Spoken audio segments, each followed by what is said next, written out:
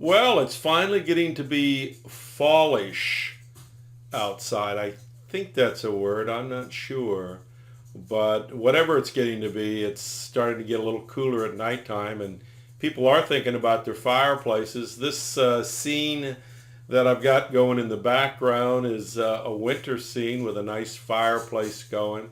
Hey, let's take a few minutes here. Let's go over your inspection report. Let's answer some questions ahead of time, and then do feel free to give me a call anytime. Our contact numbers will be at the end of the video. And so let's dive right in. Stay with me now.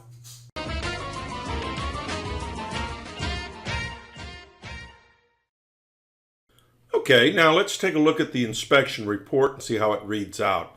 This is a generic report. This is exactly what you will get, only your information obviously will be filled into all these blanks.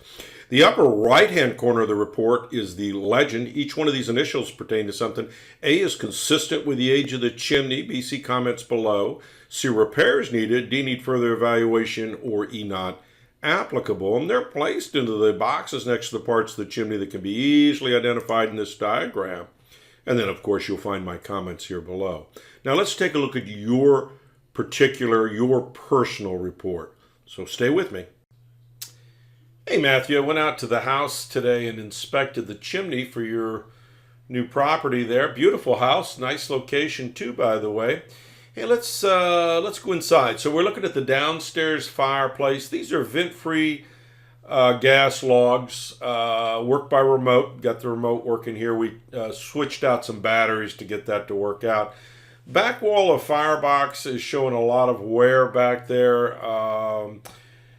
Going to need to be rebuilt by a mason. I don't do that type of work anymore, although I have in the past, but I'm getting a little too old for that. So a mason will help you with that, giving you a price of about $1,000 is what it's going to cost you. Working damper, these type of gas logs can be used with the damper open or closed. Appears like the plumbing was installed correctly. As we look at that downstairs flue system, you can see there's a missing flue section in here, and this is that gap right there. And you can see there's holes in here. So because it is a vent-free system and because it isn't literally using the flue system, we could give you a pass on that unless you went to burn wood in there, and then of course we should repair that, or if you switched out to vented gas logs like what you have upstairs. These are vented gas logs upstairs, has a working remote. We switched the batteries out. Has a damper block because vented gas logs require a damper block so that you don't close the damper, forget to open it, fire up the logs, and fill the house up with carbon monoxide. State of North Carolina wants to see that damper block in there. Properly plumbed as far as I can tell. Smoke chamber looks good. Flue systems, same situation, missing a flue section in here. Mason tried to mud it up a little bit. It's been like that since the house was built.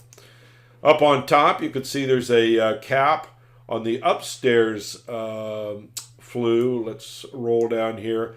The downstairs flue, because it isn't venting to the outdoors, they just have a little plate on it to keep the water and the birds and the squirrels and stuff out. You can see all the cracks in the crown up there, so that's something that it absolutely needs to be repoured. It's no doubt leaking. No crawl space on a slab. We looked up in the attic for clearances. Seemed just fine to us. Questions for me, give me a call, 704-526-6348. You can email me at chris@affordablesweep.com. Thanks.